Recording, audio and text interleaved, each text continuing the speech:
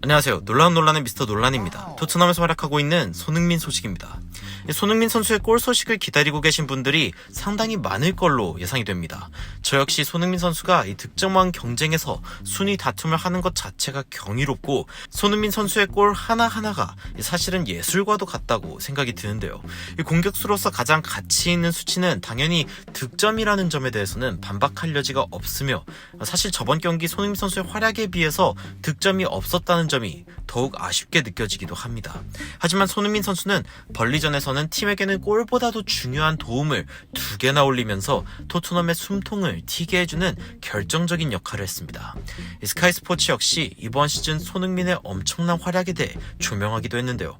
과연 어떤 내용인지 바로 들어가 보시죠.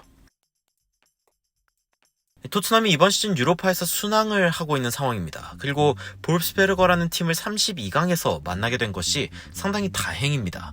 토트넘이 조별리그에서 만난 오스트리아 팀인 라스크보다도 낮은 순위에 있는 볼프스베르거는 객관적 전력으로도 토트넘보다 미치고, 이로 인해 토트넘의 비주전 선수들은 자신감을 얻게 된 계기가 되었습니다. 특히 베일은 손흥민과 케인이 부재 중인 상황에 큰 힘이 되었고, 알리까지 덩달아 폼이 올라오면서 토트넘 팬들의 기쁨이 되었습니다.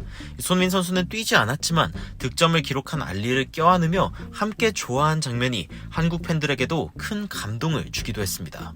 이렇듯 볼프스베르거를 상대로 이 토트넘의 비주전 선수, 특히 베일은 출전 시간을 확보하며 폼을 올렸고, 알리 역시 무리뉴의 호평을 받았습니다. 이 볼프스베르거를 상대로 도합 8골을 득점한 토트넘은 그동안 실점은 단 하나만 기록하면서 공수 양면으로 좋은 활약을 보였습니다.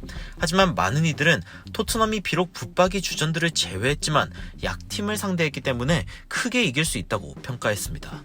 손흥민, 케인, 호이비에르, 은돈벨레를 쉬게 한 것이 가장 큰 이득일 뿐, 실제로 토트넘의 경기력이 올라온 것인지에 대해 의문이 많았고, 특히 프리미어리그 수준으로 돌아오면 약체를 상대로도 무기력한 경기를 한 토트넘의 모습이 돌아올 것이라고 악평을 남긴 사람들도 많았는데요.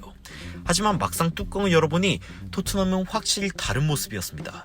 이 볼스베르거와의 2연전에서 경기당 4골을 넣었을 때도 보이지 않던 무리뉴의 미소가 벌리전에서는 제대로 드러났는데요. 그 이유는 분명히 토트넘의 경기력이 엄청나게 달라졌기 때문입니다. 그리고 가장 큰 이유로 언급된 것은 바로 손흥민의 엄청난 변화였습니다. 어떤 내용인지 이어서 바로 들어가 보시죠. 스카이 스포츠에서는 이번 번리전의 4대0 승리에 대해 이 토트넘이 2019년 12월 이후 거둔 가장 큰 점수차 승리라면서 당시 상대 역시 번리였고 5대0으로 이겼었다는 사실을 언급했습니다. 나름 토트넘은 이 번리에게 악몽을 안겨주는데 익숙한 상대란 뜻이죠. 그리고 당시에 원더골을 기록했던 손흥민 선수 역시 주목받았습니다. 이 도움을 기록한 손흥민에 대해서는 맨시티의 케빈 데브라이너 다음으로 이번 시즌에 도움이 많은 EPL 선수가 바로 손흥민 선수라는 점을 주목했습니다. 사실 손흥민 선수가 전반전에는 모우라에게 결정적인 기회를 줬고, 후반전에 경기 끝나기 전에는 케인에게 결정적인 기회를 줬음을 고려해볼 때 더욱 경이로운 기록으로 손흥민 선수는 EPL에서 이번 시즌 가장 많은 도움을 기록하는 선수로 도약할 뻔했던 경기였습니다. 불과 몇 경기 전에 해리케인이 EPL의 도움 순위 1위였을 때 해리케인 선수가 받았던 주목이 상당하기도 했었는데요. 손흥민 선수의 이러한 기록 역시 더욱더 주목받을 만한 가치가 있습니다.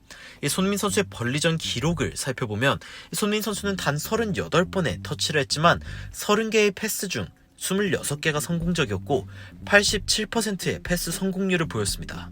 그런데 그 중에 결정적 기회를 만들어낸 키패스가 무려 7개.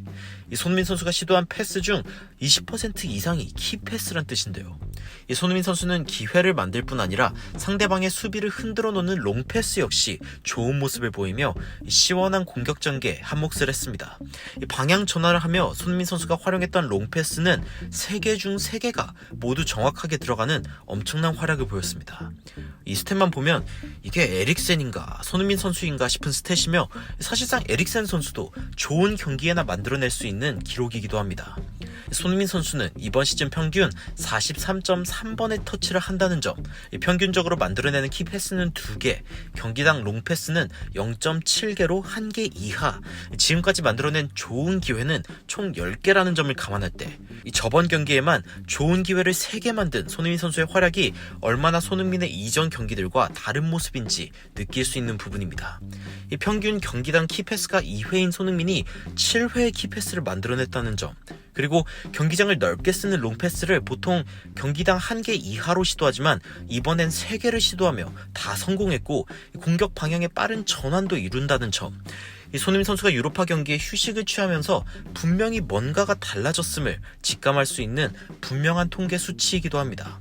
즉 손흥민 선수는 유로파 리그에서 올라오고 있는 팀의 상승세를 리그까지 이어가기 위해 노력했고, 특히 폼이 올라오고 있는 베일을 지속적으로 밀어주는 모습을 보여주기도 했습니다. 손흥민 선수는 베일에게만 2개의 도움을 기록하기도 했지만 베일에게 또 하나의 도움을 기록할 뻔한 장면 역시 있었습니다. 측면으로 빠르게 들어오는 베일이 작정하고 슛을 할 거라 직감한 손흥민은 자신보다 더 좋은 자리로 침투하는 베일에게 공을 내주었습니다. 벌리의 수비진이 이날 토트넘의 공격진에게 공간을 많이 주었기에 사실상 손흥민 선수가 슈팅을 시도해봄직한 장면이기도 했는데요. 하지만 약간 길었던 공에 베일의 슈팅 기회는 무산되었고 이 크로스로 이어진 공격은 상대 수비에 무산되었습니다.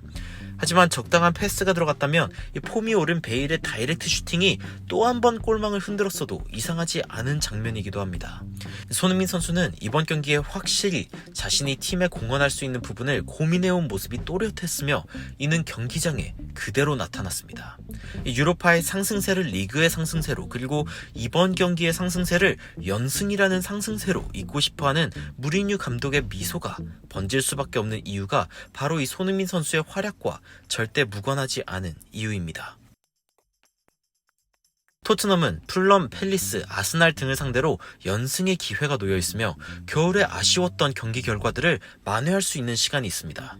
비록 한 매체는 토트넘의 예상 순위가 9위라고 이야기하며 이번 시즌의 유로파는커녕 챔스권에 드는 4위 이내 진입이 어렵다 판단했지만 이 전통적인 빅6와의 경기에서 토트넘은 나쁘지 않은 결과를 거뒀습니다. 오히려 지금 상위권에 위치한 맨유는 빅팀들을 상대로 한 번도 못 이겼지만 낮은 팀들을 상대로 승점을 꾸준히 획득하면서 지금의 위치에 오르기도 했습니다. 토트넘 역시 최근 아쉬운 경기를 너무 많이 보여주긴 했지만 뒤늦게 올라온 베일의 폼, 그리고 새로운 역할을 소화하는 손흥민의 모습을 계속 볼 수 있다면 토트넘의 순위 상승 역시 기대해 볼 수 있는 부분입니다.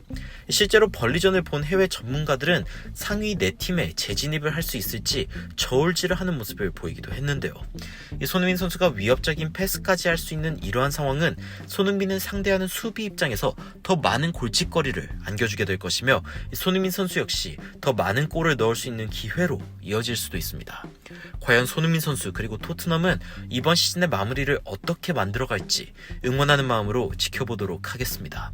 오늘 영상은 여기까지입니다. 추가적으로 흥미로운 외신 소식이나 해외 반응 있으면 전달드리도록 하겠습니다. 놀라 제드리는 미스터 논란이었습니다. 시청해주셔서 감사합니다.